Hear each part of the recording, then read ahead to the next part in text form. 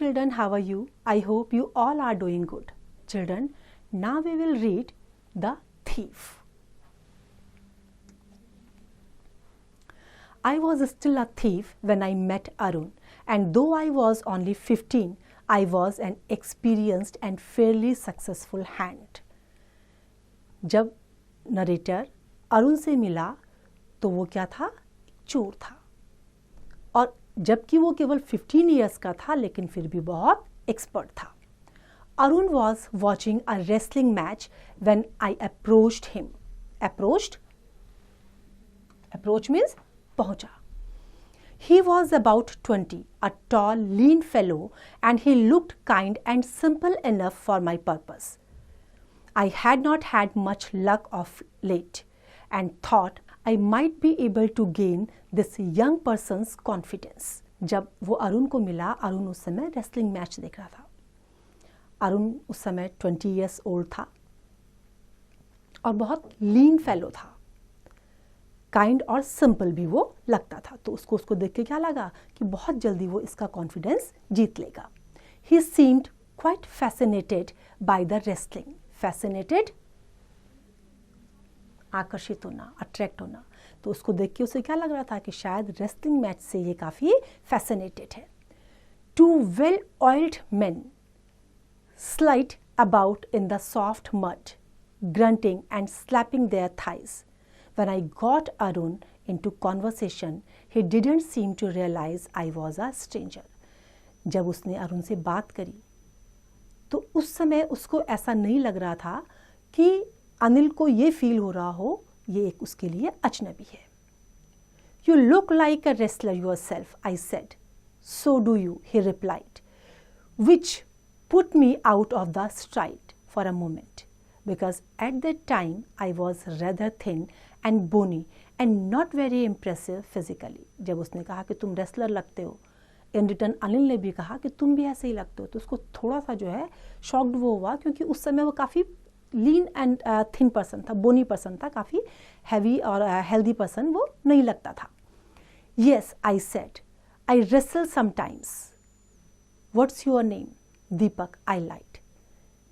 कि हाँ कभी कभी मैं रेसलिंग कर लेता हूँ. लेकिन जब नाम पूछा तो उसने अपना नाम गलत बताया. उसने क्या नाम बताया अपना? दीपक. दीपक was about my 5th name.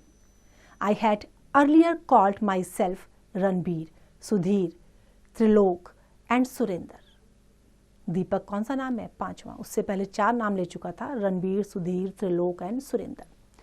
After this preliminary exchange, Arun confined himself to comment on the match, and I didn't have much to say. After a while, he walked away from the crowd of spectators. I followed him. Spectators, दर्शक जो देखते हैं, match को देखने वाले कौन होते हैं? Spectators. And I followed him. Arun जब उसने मैच के बारे में पूछा कि तुम्हें ये मैच कैसा लगा, तो वो उसके बारे में ज़्यादा कुछ नहीं बोल पाया. उसके बाद जो है वो वहाँ से चला गया. Hello, he said, enjoying yourself. I gave him my most appealing smile. I want to work for you, I said. He didn't stop walking. And what makes you think I want someone to work for me. जब वो जाने लगा तो उसने क्या कहा कि मैं तुम्हारे लिए कुछ काम करना चाहता हूँ. चलते चलते उसने कहा कि तुम्हें ऐसा क्यों लगता है कि मैं अपने काम के लिए किसी को रखूंगा? मैं चाहता हूं कि मेरे लिए कोई काम करे. Well, I said, I have been wandering about all day, looking for the best person to work for. When I saw you, I knew that no one else had a chance. You flatter me, he said. That's all right. उसने क्या कहा कि जब मैं aimlessly घूम रहा था तो मैंने तुमको देखा और मुझे क्या लगा कि तुम वो बेस्ट पर्सन हो जिसके लिए मुझे काम करना चाहिए. अब उसको थोड़ा सा लगा कि ये उसकी फ्लैटरी कर रहा है. उसने क्या कहा, ठीक है, but you can't work for me. तुम मेरे लिए काम नहीं कर सकते. लेकिन why not? Because I can't pay you. क्यों नहीं काम कर सकता? क्योंकि मैं तुम्हें पे नहीं कर सकता. जो भी तुम काम करोगे मैं तुम्हें उसका पे नहीं कर सकता. I thought that over for a minute. Perhaps I had misjudged my man. अब मुझे थोड़ी देर के लिए मैंने सोचा, मुझे क्या लगा कि शायद मैंने गलत निर्णय ले लिया है. Can you feed me? I asked. Can you cook? He asked. I can cook, I lied. अब मैंने झूठ बोल दिया. जब उसने पूछा कि तुम खाना पका सकते हो, तो मैंने झूठ कह दिया कि हाँ मैं बना सकता हूँ. If you can cook, he said, I will feed you. अगर तुम खाना बना सकते हो तो ठीक है, मैं तुम्हें खाना दे दूंगा. He took me to his room and told me I could sleep in the veranda, but I was nearly back on the street that night. The meal I cooked must have been terrible because Arun gave it to the neighbor's cat and told me to be off. But I just hung around smiling in my most appealing way, and then he could not help laughing. He sat down on the bed and laughed for a full 5 minutes and later patted me on the head and said, "Never mind. He would teach me to cook in the morning." क्या हुआ? जब उसने first time खाना बनाया तो इतना गंदा खाना बना था कि उसने खाने के बदले वो कैट को दे दिया खाने के लिए. वो उसको जाने के लिए बोल सकता था, लेकिन उसने ऐसा नहीं करा. हंसते हुए उसने क्या करा, उसको प्यार से थपथपाया और उसके बाद बोला कि कोई बात नहीं, मैं तुम्हें खाना बनाना सिखा दूंगा. Not only did he teach me to cook, but he taught me to write my name and his, and said he would soon teach me to write whole sentences and add money on paper when you didn't have any in your pocket. अब उसने उसको ये promise किया कि ठीक है वो उसे खाना बनाना सिखा देगा, लेकिन वो क्या कहता है कि केवल खाना बनाना ही नहीं, उसने मुझे लिखना और पढ़ना भी सिखा दिया था और पैसा भी वो मुझे देगा, ऐसा कहा था कि जब कभी उसके पास होगा. It was quite pleasant working for Arun. I made the tea in the morning and later went out shopping. I would take my time buying the day's supplies and made a profit of about 25 paisa a day. I would tell Arun that rice was 56 paisa a pound. It generally was, but I would get it at 50 paisa a pound. I think he knew I made little money this way, but he didn't mind. He wasn't giving me a regular wage. जैसे कि वो उसको regular wages नहीं दिया करता था, तो इतना उसको पता था कि जब कभी वो शॉपिंग के लिए जाता है तो अपना प्रॉफिट वो कमाता है. अगर 25 का चीज़ होगा तो वो उसको 50 में दे करके, या 56 का होगा तो उसका उसमें और मनी ऐड करके वो अपने पास ले लेता था. तो इस तरीके से वो अपना पैसा बना रहा था. I was really grateful to Arun for teaching me to write. I knew that once I could write like an educated man, there would be no limit to what I could achieve. It might even be an incentive to be honest. Arun made money by fits and starts. He would be borrowing one week, lending the next. He would keep worrying about his next check, but as soon as it arrived, he would go out and celebrate lavishly.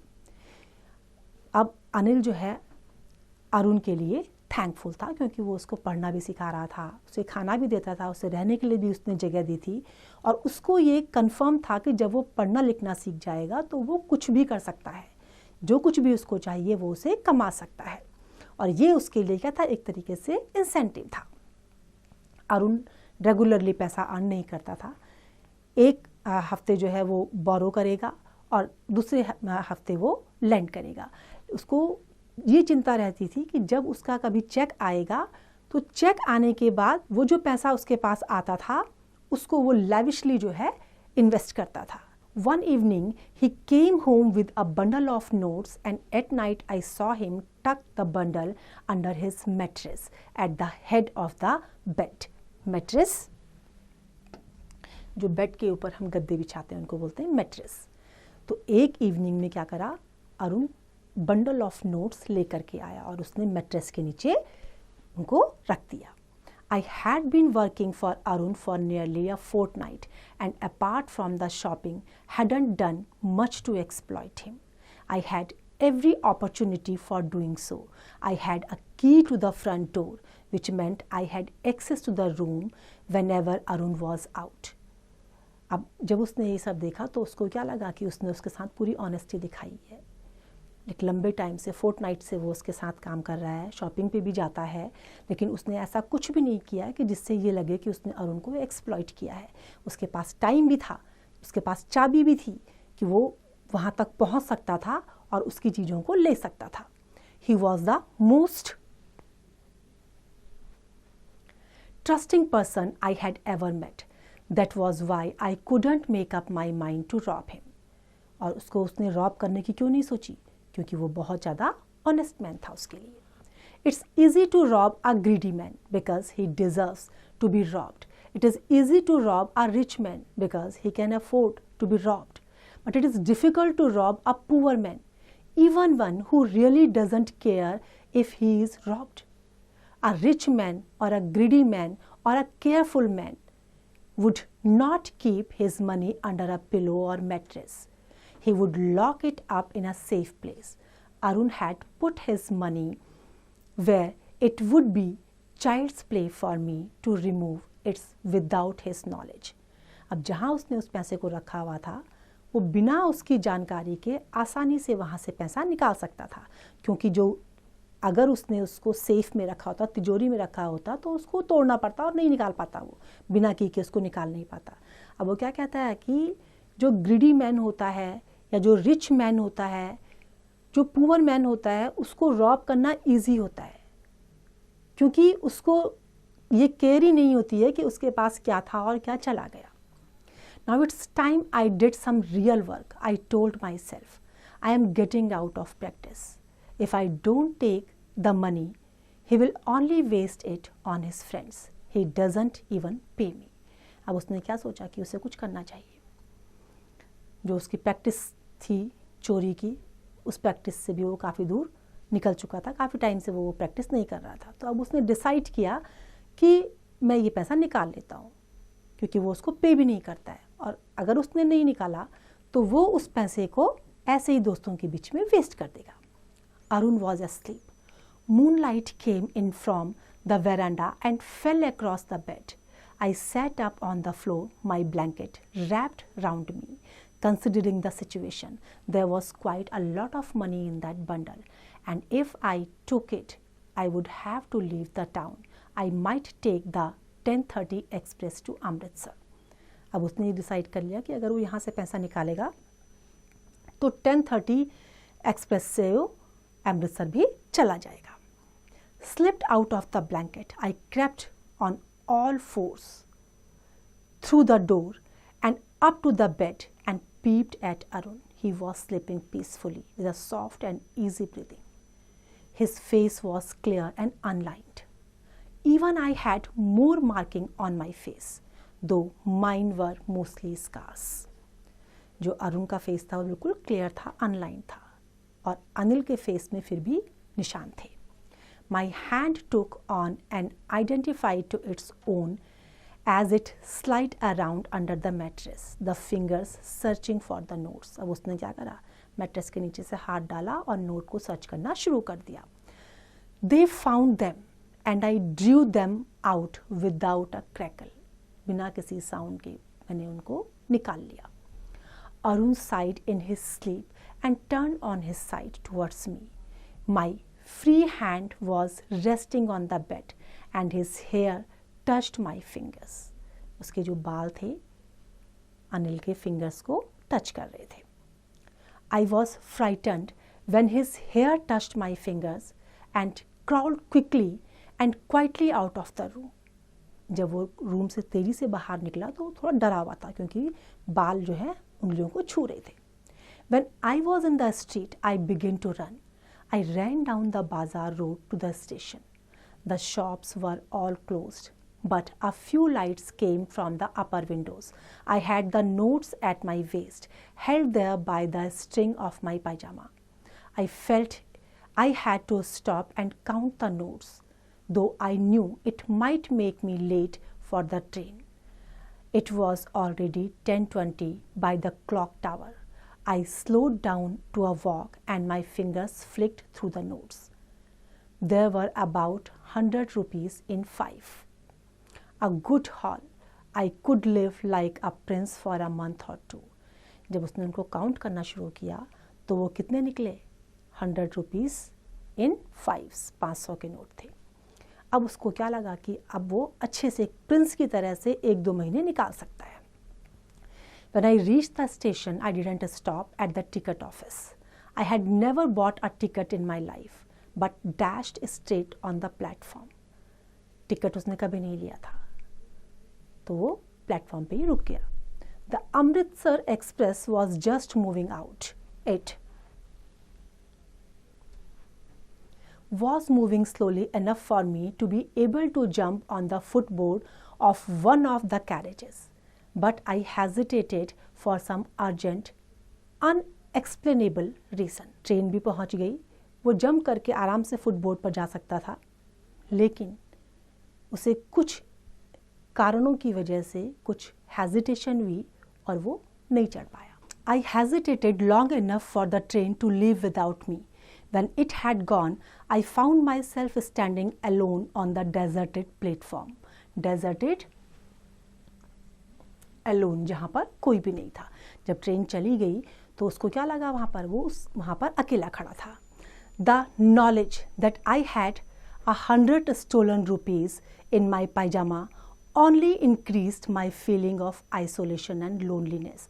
I had no idea where to spend the night. I had never kept my friends because sometimes friends can be one's undoing. I didn't want to make myself conspicuous by staying at a hotel, and the only person I knew really well in town was the person I had robbed. अब जब train चली गई तो वहाँ पर उसने अपने आप को अकेला महसूस करा। वहाँ उसका ना तो कोई दोस्त था, ना वो किसी को जानता था, और ना ही उसके पास रहने का ठिकाना था। होटल में भी वो नहीं रह सकता था क्योंकि वहाँ कोई उस पर शक कर सकता था। अब एक ही पर्सन उसके पास था और वो था अनिल, जिसको उसने लूट लिया था। Leaving the station, I walked slowly through the bazaar. I kept thinking of Arun. He would still be asleep, blissfully unaware of his loss. अब उसको ये पक्का पता था कि अरुण को जो है अभी इस चीज़ के बारे में पता भी नहीं होगा कि किसी ने उसको लूटा है। स्लोली जो है वो बाजार से होता हुआ निकल गया। I have made a study of men's face when they have lost something. The greedy man shows panic. The rich man shows anger. The poor man shows fear. But I know that neither panic, nor anger, nor fear would show on Arun's face when he discovered the theft. Only a terrible sadness, not for the loss of the money, but for the loss of trust. अब अनिल क्या कहता है कि उसने अलग अलग लोगों के फेसेस को देखा हुआ है। जब उनकी कोई चीज़ कोई चोर लेता है तो उनके जो एक्सप्रेशन होते हैं वो सब अलग अलग होते हैं। जो ग्रीडी मैन होता है वो पैनिक हो जाता है, जो रिच मैन होता है उसे गुस्सा आता है, जो पुअर मैन होता है उसको डर लगता है। लेकिन अनिल ने ये उसको कंफर्म था अनिल को कि अरुण के फेस पर इनमें से कोई भी एक्सप्रेशन नहीं होगा कि जब उसको ये पता चलेगा कि उसकी चोरी हुई है। लेकिन हाँ, एक टेरिबल सैडनेस उसके फेस पर होगी, वो भी पैसे के लिए नहीं होगी। किसके लिए होगी? लॉस ऑफ ट्रस्ट के लिए। I found myself on the मैदान and sat down on a bench. The night was little cold and I regretted not having brought Arun's blanket along. Regretted, पश्चाताप करना। पश्चाताप किसके लिए हो रहा था उसे? मैदान में वो अकेला था बेंच पे, बहुत ठंड उसे लग रही थी, और पश्चाताप किस चीज़ का हो रहा था कि वो अरुण की ब्लैंकेट को अपने साथ लेके नहीं आया। A light drizzle added to my discomfort. Light drizzle, जो हल्की सी बूंदाबांदी होती है। अब हल्की बूंदाबांदी होने से उसको डिस्कम्फर्ट भी फील होने लगा। Soon it was raining heavily. My shirt and pajama stuck to my skin and a cold wind brought the rain whipping across my face. I told myself that sleeping on a bench was something I should have been used to by now, but the veranda had softened me. अब जब बारिश भी होने लगी तो उसको जो face पे तेजी से उसकी बारिश गिर रही थी उससे उसको बड़ा डिस्कम्फर्टेबल फील हो रहा था। अब वो कहाँ बैठा हुआ था उस समय? बेंच में बैठा हुआ था। I walked back to the bazaar and sat down on the step of a closed shop. अब उसने कहाँ बैठा, वो बाजार की तरफ जब आया और जो closed shop थी उसके स्टेप पर बैठ गया. The clock showed midnight. I felt for the notes. They were still with me, but had lost their crispness and were damp with rainwater. जो पैसे, जो नोट उसके पास रखे हुए थे वो अब क्रिस्प नहीं थे. कैसे थे? बारिश की वजह से थोड़ा सा गीले हो गए थे, सॉगी हो गए थे. अराउंड बारिश की वजह से वो सॉगी हो गए थे. अरुण's money.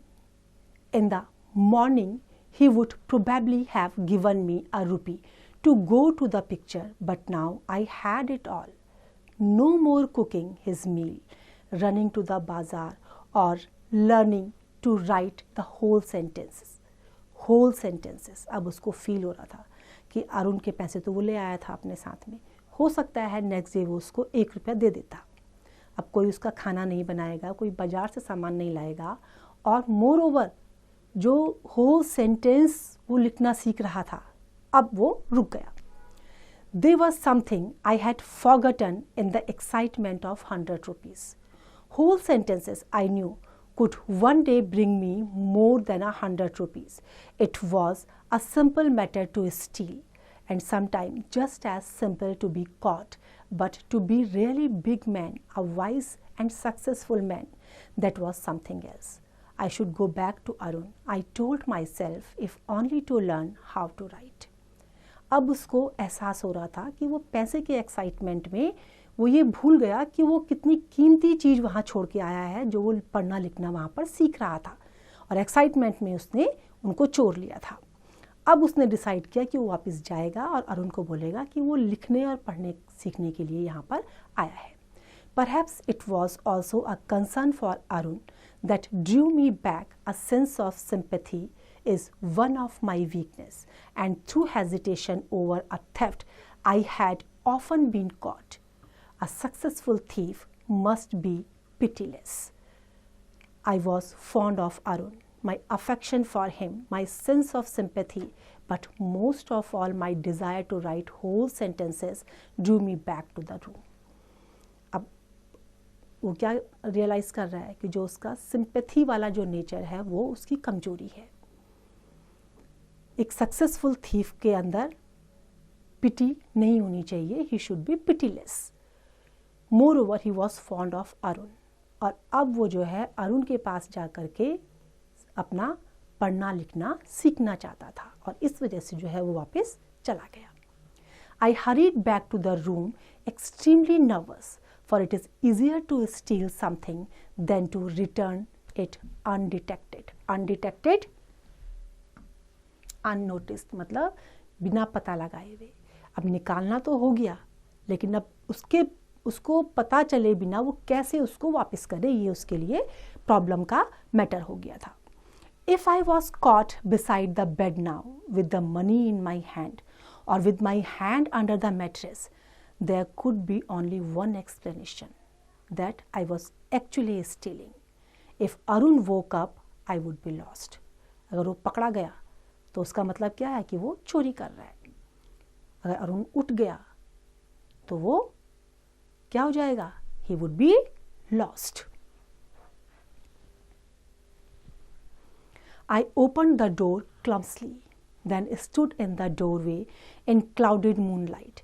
Gradually, my eyes became accustomed to the darkness of the room. Arun was still asleep. I went on all four again and crept noiselessly to the head of the bed. My hand came up with the notes. I felt his breath on my fingers. I was fascinated by his tranquil features and easy breathing, and remained motionless for a minute. Then my hand explored the mattress, found the edge, slipped under it with the notes. जब वापस गया तो अरुण बड़ी शांति से वहाँ पे सो रहा था. अब उसने किसी तरीके से अपनी उंगलियाँ अपने हाथ डाले और नोट को उसके नीचे, मैट्रेस के नीचे रख दिया. I woke late next morning to find that Arun had already made the tea. I found it difficult to face him in the harsh light of day. His hand was stretched out towards me. There was a 5 rupee note between his fingers. My heart sank. Next day जो है वो अपने आप उठा, उसने अपने लिए चाय बनाई, और जब उसने ये सब देखा तो उसको बड़ा डर लग रहा था कि शायद अब मैं पकड़ा गया। और उसने उसके बाद क्या किया, अरुण ने 5 रुपीज़ नोट को जो है उसको दिया।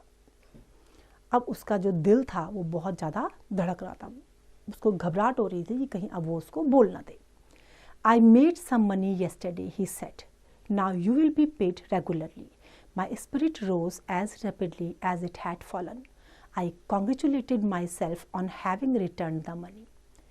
But when I took the note, I realized that he knew everything.